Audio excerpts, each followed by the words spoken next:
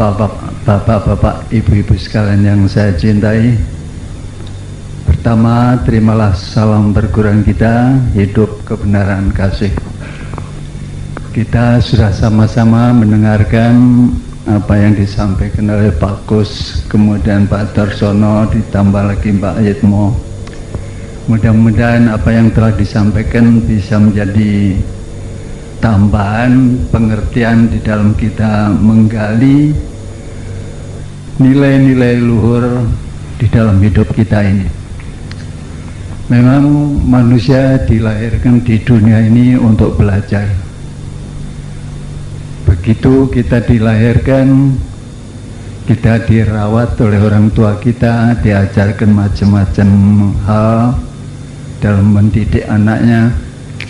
Kemudian setelah waktunya kita disekolahkan, kita masuk di TK, di SD, SMP, SMA, sampai ke perguruan tinggi. Begitu lulus, kita terjun di dalam masyarakat, kita bekerja, kita bergaul lebih luas lagi di antara sesama manusia. Jadi diri kita ini dibentuk dari luar, dari apa yang dapat kita pelajari dari pengalaman-pengalaman selama kita hidup ini. Untuk belajar dengan sendirinya kita menggunakan pikiran kita. Tidak ada seorang yang berpikir tanpa menggunakan kata-kata. Jadi berpikir adalah berkata-kata yang tidak dilisankan. Namun tadi disinggung bahwa bahasa ini tidak mencukupi untuk menerangkan hal-hal yang sifatnya spiritual, karena bahasa ini dibentuk dari luar, dari apa yang dapat dilihat, didengar oleh panca indera kita, kemudian diserap oleh pikiran kita, diolah, diputuskan, yang akhirnya menjadi pengetahuan yang kita miliki.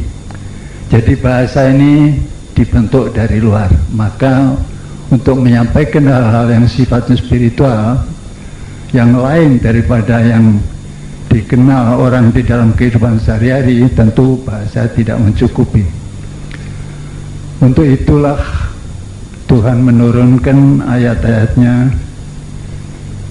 Dan ayat-ayat ini ada yang dituangkan berupa kalimat-kalimat tertentu yang termuat di dalam beberapa kitab suci, tapi juga ada berupa kejadian, peristiwa, dan keadaan yang kita alami dalam kehidupan sehari-hari.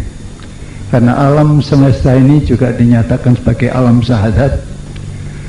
Namun kalau yang tertuang di dalam kitab-kitab suci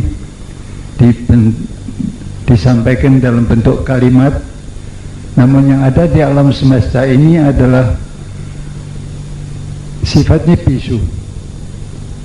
Dikatakan bisu karena tidak menyampaikan dengan kata-kata, tapi hanya dengan tanda-tanda saja. Namun dari tanda-tanda itu kita pun bisa mengerti apa maksudnya. Jadi kalau dikatakan bisu, ya karena tidak disampaikan dengan kata-kata, tapi kita bisa menerima. Ditilik dari hal ini juga tidak bisu sifatnya. Nah, karena bahasa ini tidak mencukupi, maka Tuhan menyampaikan berupa kalimat-kalimat dalam bentuk misal yang tadi disinggung juga oleh Pak Gus, persamaan. Jadi tidak langsung sesuai dengan apa yang ada, karena kata-kata tidak mencukupi untuk menyampaikan kenyataan yang sesungguhnya. Jadi disampaikan melalui kias, melalui lambang-lambang. Nah, semua ayat itu artinya tanda. Nah, tanda ini menunjukkan sesuatu yang perlu dimengerti. Jadi dia mengandung arti yang dalam, tidak sesuai dengan bunyi katanya.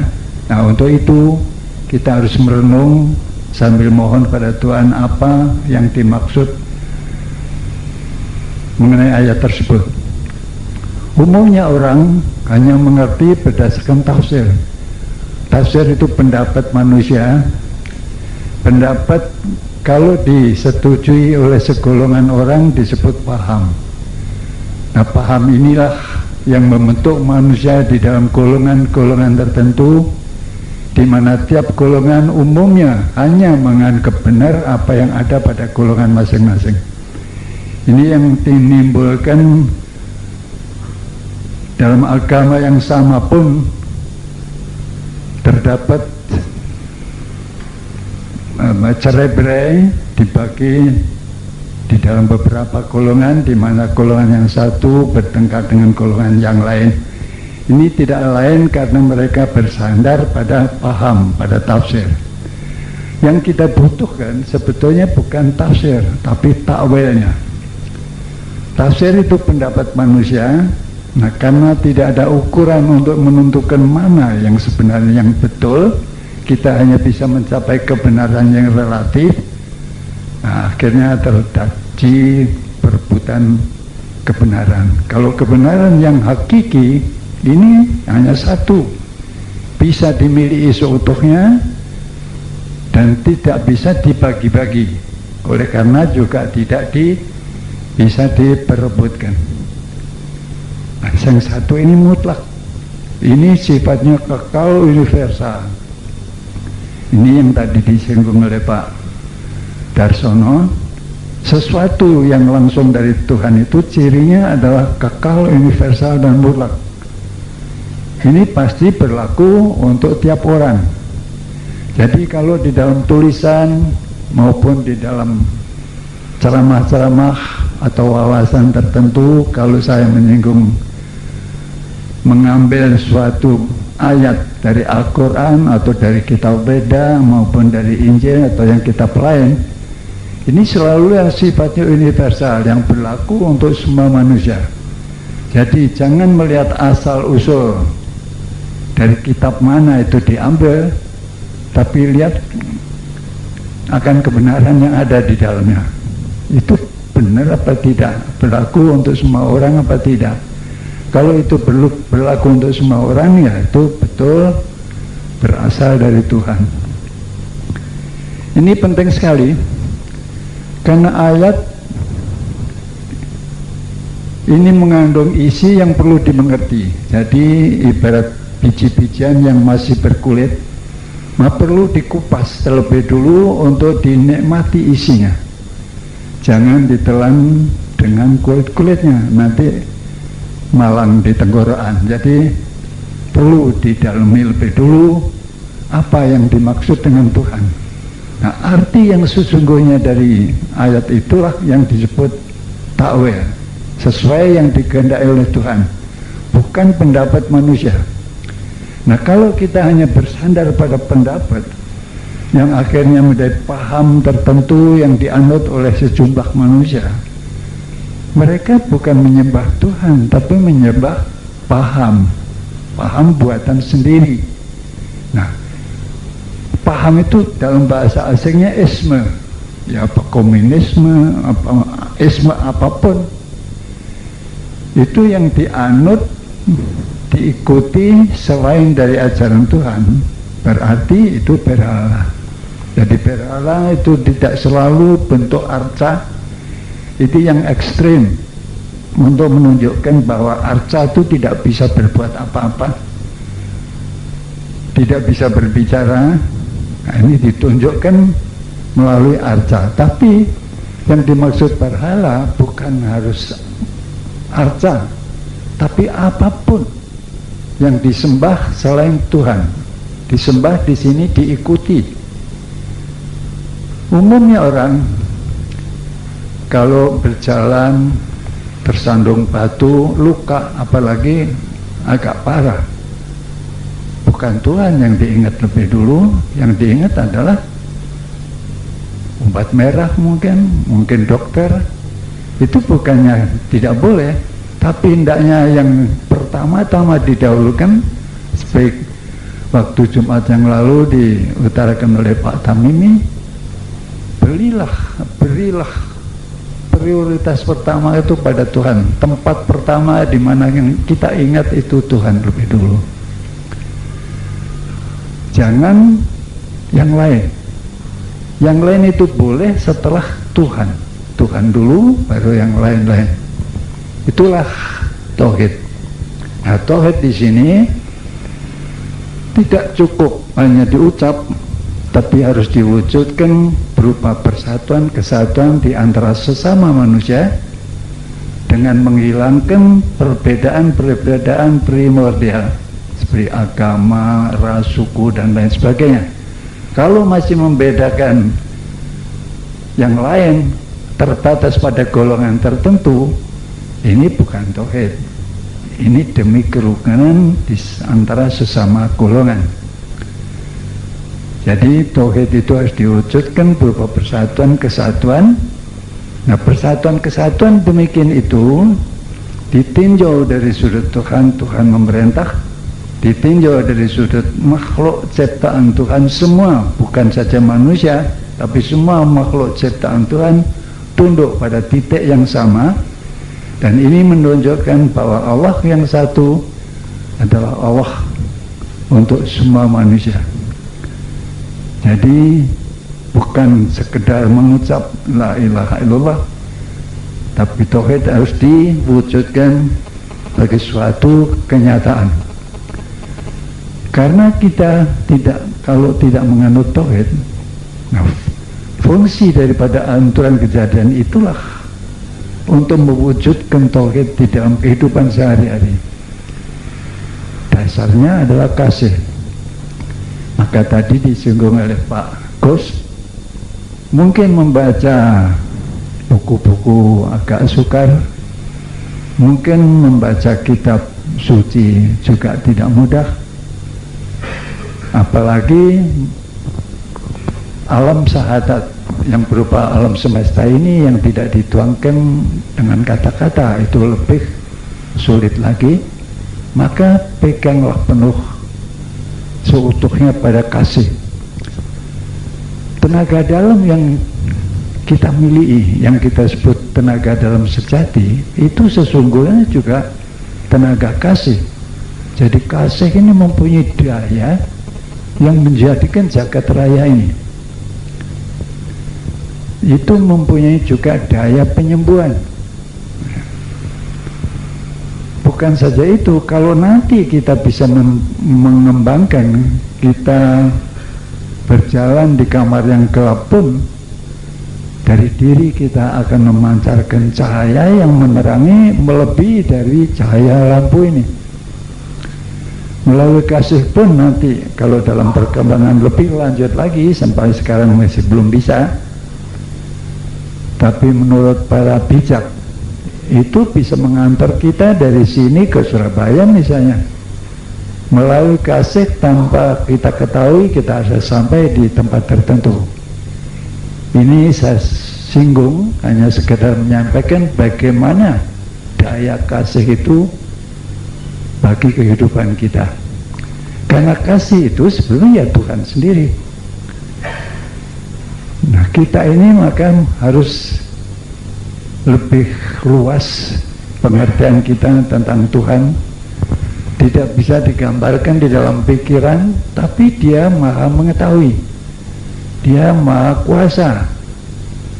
Karena Maha Kuasa tentunya ya punya yang Maha mengatur itu, inteleknya luar biasa.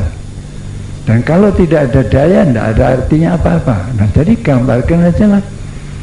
Karena segala apa yang ada ini sebetulnya hanya energi.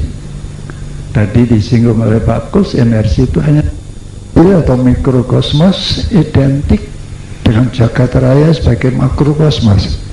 Jadi daya yang ada, yang menjadikan jagat raya yang ada di alam semesta ini pun ada di dalam diri kita. Ini suatu kesadaran yang tadi juga disinggung oleh Pak Kus. Ini kesadaran subjektif. Tidak ada kesadaran itu yang objektif, nggak ada. Kesadaran itu selalu subjektif. Nah, titik awal dari segala apa yang ada, disitulah letak kesadaran subjektif yang menyebut aku ada, I am atau the I.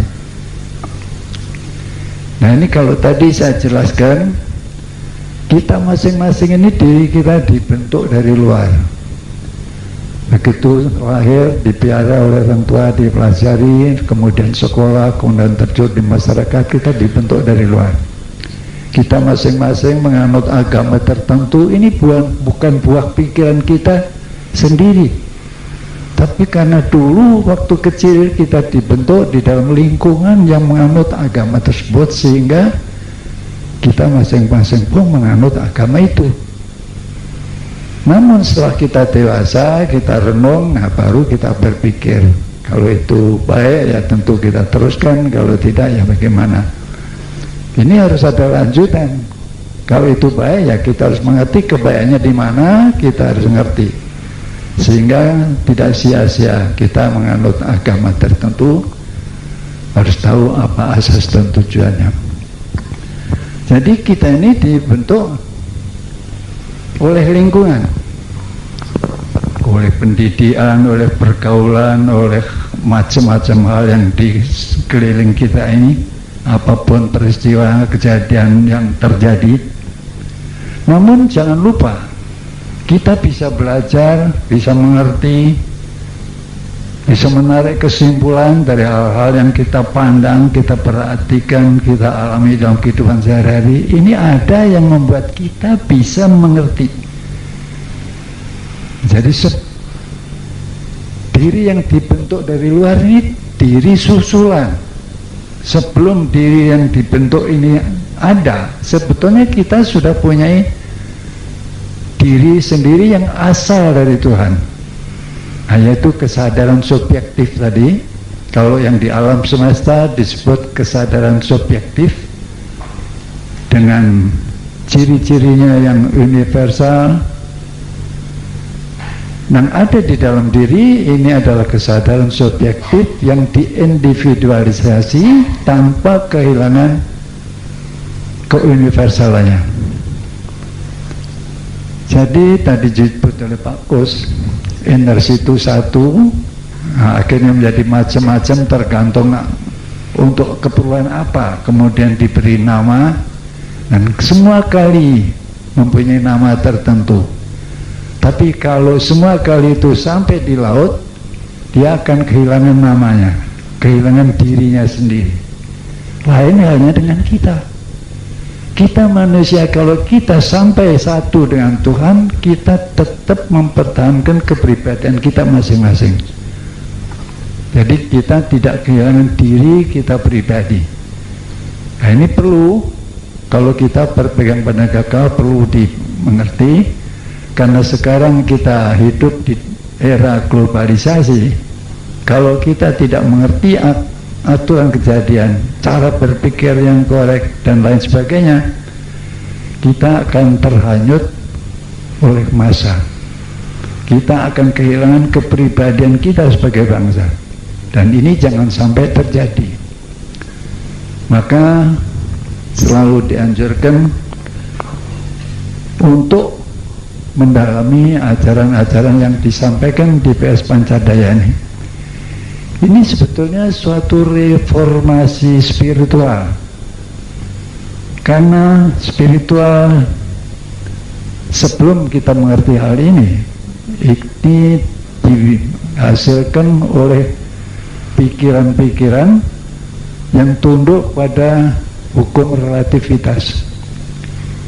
Sekarang ini kita rubah, kita tunduk pada ajaran Tuhan dengan memikirkan keseluruhan. Kalau di dalam hukum relativitas kita memperhatikan diri kita sendiri, golongan kita sendiri, sekarang dengan mengikuti yang kekal, universal dan mutlak, kita memikirkan keseluruhan, keutuhannya. Jadi kalau kita hidup di keluarga masing-masing, ya demi keutuhan keluarga, bukan diri sendiri karena kita misalnya laki-laki sebagai kepala rumah tangga, bukan, tapi harus memikirkan keseluruhan. Kita sebagai bangsa juga memikirkan keseluruhan sebagai bangsa. sebagai umat manusia juga memikirkan keseluruhan sebagai umat manusia. Nah, ini dasarnya kasih. Kasih mempunyai daya kohesi, menyerap segala sesuatu hingga menjadi suatu keutuhan. Nah, adanya daya kohesi inilah, maka fungsi daripada aturan kejadian adalah untuk mewujudkan tauhid. Kita tidak hanya bersatu di antara jiwa dan raga, tapi juga bersatu dengan sesama manusia. Kita juga bersatu dengan seluruh alam semesta. Kita juga bersatu dengan Allah sendiri.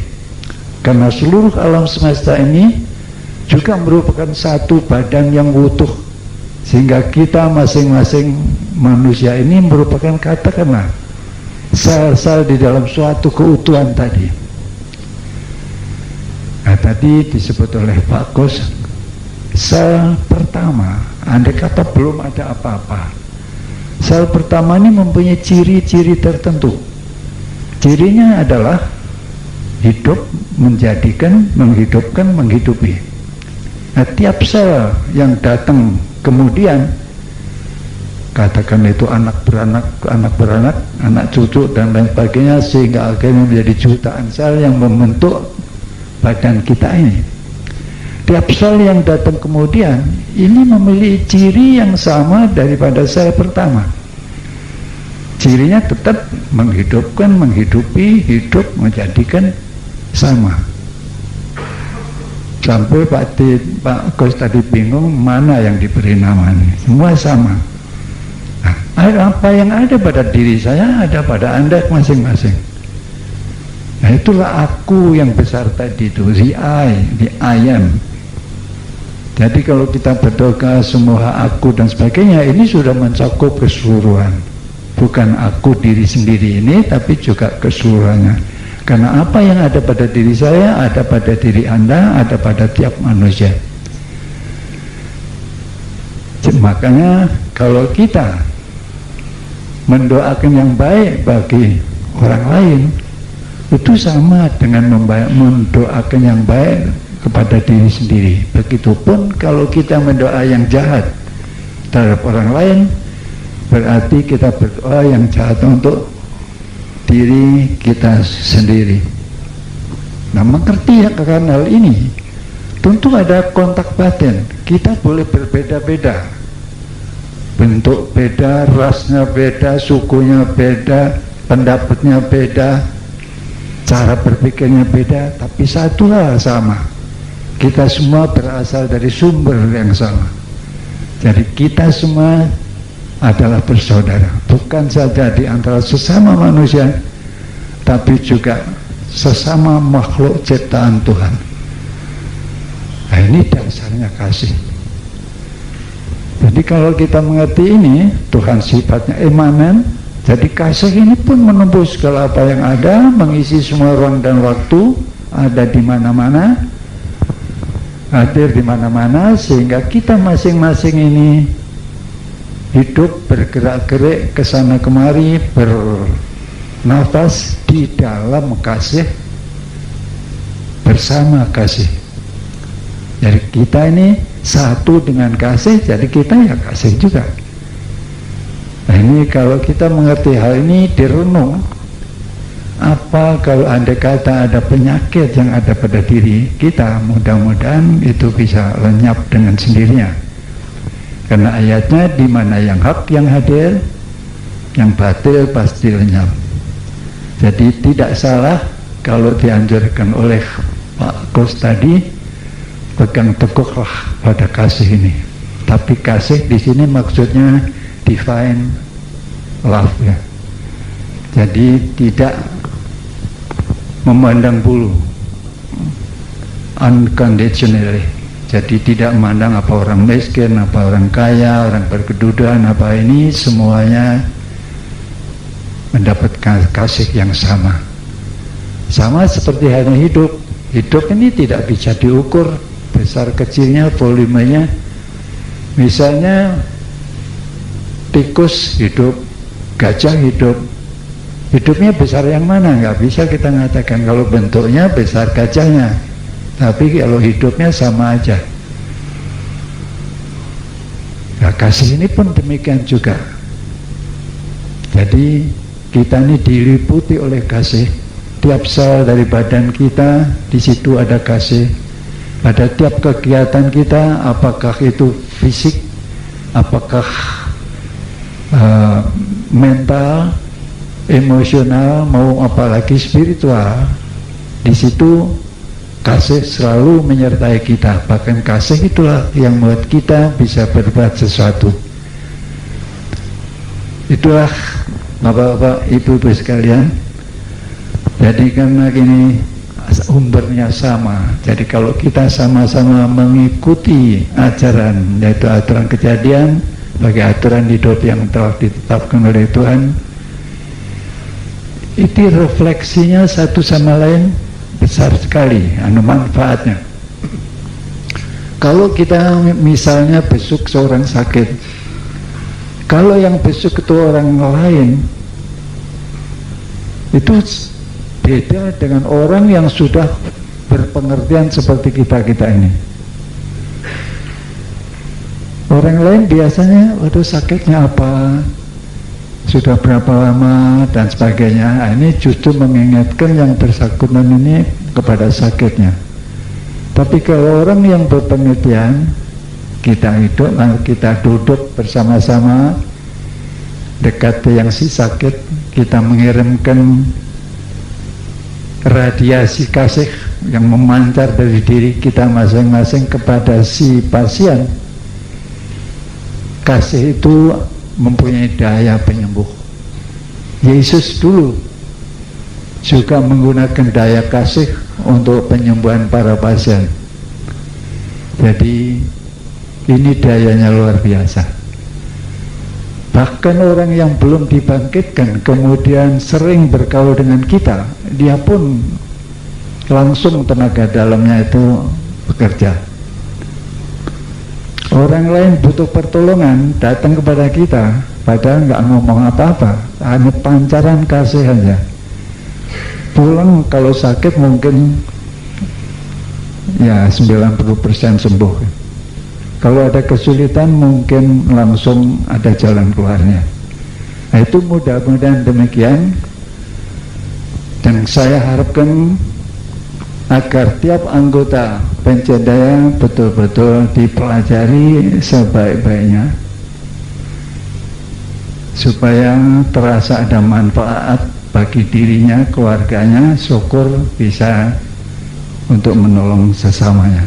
Sekianlah sekedar tambahan, mudah-mudahan bisa diserap setidak-tidaknya, merasakan kebenarannya sehingga menolong di dalam berusaha untuk lebih mengerti ajaran yang disampaikan. Terima kasih atas perhatiannya. Hidup kebenaran kasih.